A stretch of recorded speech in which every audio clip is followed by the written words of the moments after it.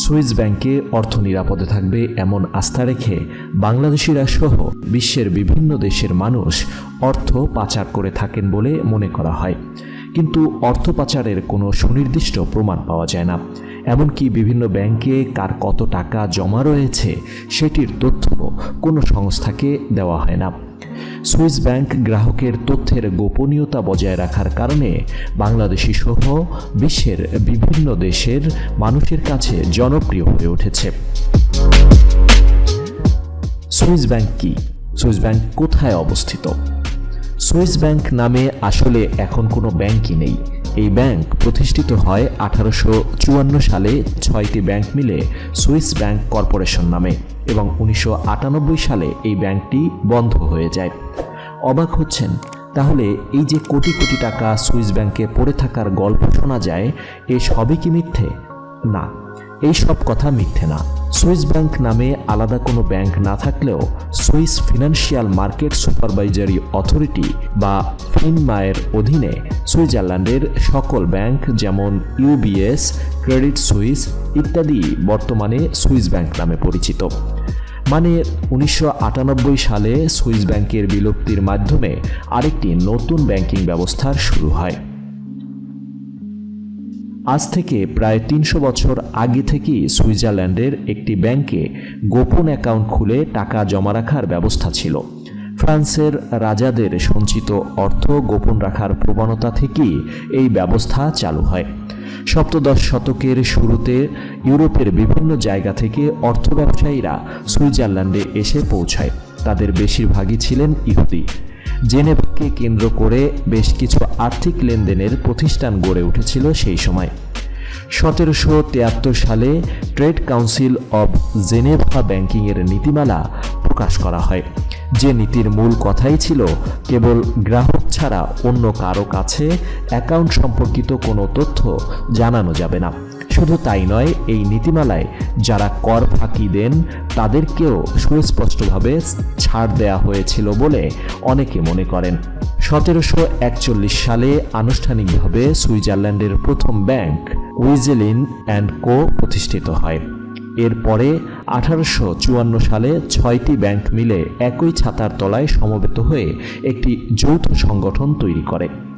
19 শতকে সুইজারল্যান্ড সরকার দেশের সমস্ত আর্থিক কার্যক্রম নিয়ন্ত্রণ করতে এবং আর্থিক লেনদেনের সাথে যুক্ত রয়েছে এমন সব প্রতিষ্ঠানকে তদারকি করতে Swiss financial market supervisory authority বা সংক্ষেপে FINMA গঠন করেন।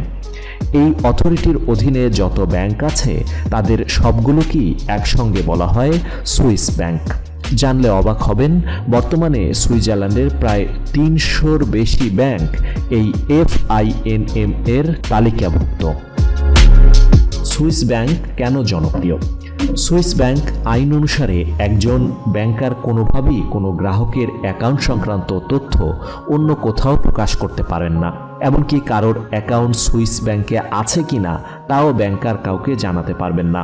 চুক্তি অনুযায়ী সুইস ব্যাংক যদি কখনো এই গোপনীয়তা ভঙ্গ করে তাহলে ব্যাংকের বিরুদ্ধে আইনত ব্যবস্থা নিতে পারবেন একজন গ্রাহক। অভিযোগ প্রমাণিত হলে একজন ব্যাংকারের সর্বোচ্চ 6 মাস জেল হতে পারে, তার সাথে হতে পারে 50,000 সুইস ফ্রাঙ্ক অর্থদণ্ড।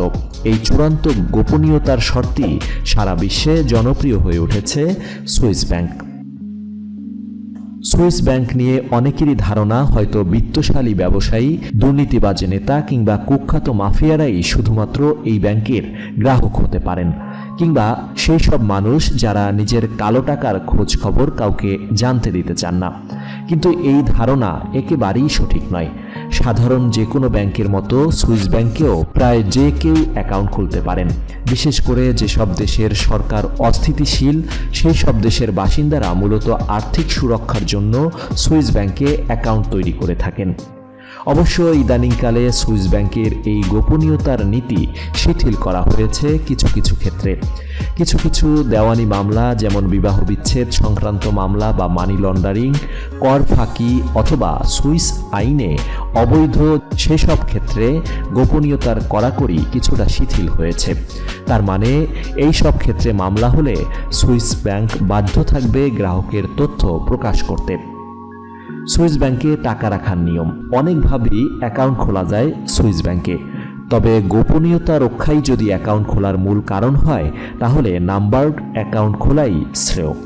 ব্যাংকের কিছু হাই অফিসিয়াল কর্মকর্তা ছাড়া এই অ্যাকাউন্টগুলোর তথ্য সচরাচর জানতে দেওয়া হয় না কাউকে। আর যদি কেউ নাম্বারড অ্যাকাউন্ট খুলতে চান তাহলে তাকে অবশ্যই সশরীরে উপস্থিত থাকতে হবে আর পূরণ করতে হবে বেশ কিছু ফর্মালিটিজ। সুইস ব্যাংকে অ্যাকাউন্ট খুলতে কত টাকা লাগে? নাম্বারড অ্যাকাউন্টে প্রাথমিক অবস্থায় $1,00,000 ডিপোজিট করতে হবে আর বছরে $300 গুনতে হবে শুধুমাত্র অ্যাকাউন্ট মেনটেন্যান্সের জন্য। এর বাইরে 18 বছর বয়সী যে কোনো প্রাপ্তবয়স্ক মানুষই সাধারণ অ্যাকাউন্ট খুলতে পারে এই ব্যাংকে। অ্যাকাউন্ট খোলার পর একটা নির্দিষ্ট পরিমাণ অর্থ জমা রাখতে হয় গ্রাহককে। সেই অর্থের পরিমাণ ব্যাংক ভেদে ভিন্ন হয়। সুদের হার। সুইস ব্যাংকের অ্যাকাউন্টে টাকা রাখার সুদের হার কত জানেন? -0.75%। অবাক হবেন না, অন্যান্য ব্যাংকের থেকে এখানেই আলাদা সুইস ব্যাংক। এই ব্যাংকে টাকা রাখলে সুদের টাকা ব্যাংক দেবে না, উল্টো গ্রাহককেই নিজের গার্ড থেকে গুনতে হবে সেই টাকা। এই অদ্ভুত নিয়মের পরও বহু মানুষ টাকা জমা রাখেন এখানে, কারণ সুইজারল্যান্ডের ব্যাংকিং সিস্টেমকে পৃথিবীর অন্যতম স্থিতিশীল ব্যাংকিং সিস্টেম বলা হয়। আসলে প্রতিদিনের লেনদেনের জন্য কেউ অ্যাকাউন্ট খোলে না সুইস ব্যাংকে। এখানে অ্যাকাউন্ট খোলার মূল কারণই হলো গ্রাহকের গোপনীয়তা রক্ষা করা। আরও একটা বড় কারণ সুরক্ষা। ডেবিট বা ক্রেডিট কার্ডের সাহায্যে প্রতিদিনের লেনদেন করার উদ্দেশ্য নিয়ে যদি অ্যাকাউন্ট খুলতে চান তাহলে কিন্তু সুইস ব্যাংক সেই অনুমতি দেবে না আপনাকে। খোলা বাজারে এইরকম লেনদেনের মাধ্যমে গ্রাহকের গোপনীয়তা ভঙ্গ হবার যথেষ্ট সম্ভাবনা থাকে, অর্থাৎ যে নিরাপত্তা রক্ষার জন্য এত আয়োজন তা পুরোপুরি ভেস্তে যেতে পারে। সুইজারল্যান্ডের অর্থনীতি খুবই মজবুত। রাজনৈতিক কোনো বিশৃঙ্খলা না থাকায় সুইজারল্যান্ড শুধু তাদের অর্থনৈতিক প্রবৃদ্ধির দিকেই নজর দিতে পেরেছে। সুইজারল্যান্ডের সর্বশেষ যুদ্ধ হয়েছিল 1505 সালে। সবাই যখন রাজ্য বিস্তারের দিক বিদিক হয়েছে, সুইজারল্যান্ড তখন তাদের অর্থনীতিকে শক্তিশালী করতে নতুন নতুন পদক্ষেপ নিয়েছে। 19 শতকে 2টি বিশ্বযুদ্ধের কেন্দ্র ছিল ইউরোপ, কিন্তু সুইজারল্যান্ড এখানেও কোনো যুদ্ধে না জড়িয়ে নিরপেক্ষ থেকেছে। বর্তমানেও সুইজারল্যান্ডকে অত্যন্ত নিরাপদ রাষ্ট্র হিসেবে বিবেচনা করা হয়, তাই ব্যাংকিং ব্যবস্থাও এখানে নিরাপদ।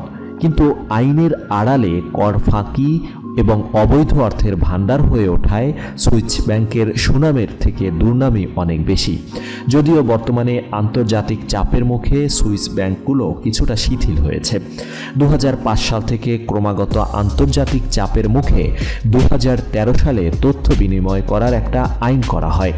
জাতিসংঘ, ইউরোপীয় ইউনিয়ন কিংবা সুস্পষ্ট প্রমাণের ভিত্তিতে রাষ্ট্র কারো বিরুদ্ধে অভিযোগ নিয়ে এলে সুইস ব্যাংক বিশেষ শর্তের ভিত্তিতে তাদের অ্যাকাউন্টের হিসাব প্রকাশ করে।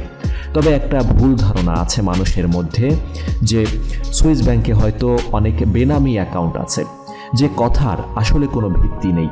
যদি কোনো অ্যাকাউন্টে 60 বছরের বেশি সময় ধরে কোনো লেনদেন না থাকে তবে সেই অ্যাকাউন্টের তথ্য প্রকাশ করা হয়। 1 বছরের মধ্যে কোনো গ্রাহককে না পাওয়া গেলে সেই অর্থ সুইস ব্যাংকের কোষাগারে গচ্ছিত করা হয়। সুইস ব্যাংকের গোপনীয়তা ধীরে ধীরে শিথিল হচ্ছে এবং রাষ্ট্রদ্রোহী ও স্বৈরশাসকদের টাকা জব্দ করছে। দেশের টাকা বিদেশের অ্যাকাউন্টে পড়ে থাকলে দেশের বা নিজের কোনো লাভ হয় না। অলস টাকার থেকে বরং বিনিয়োগের টাকা বেশি সম্ভাবনাময়।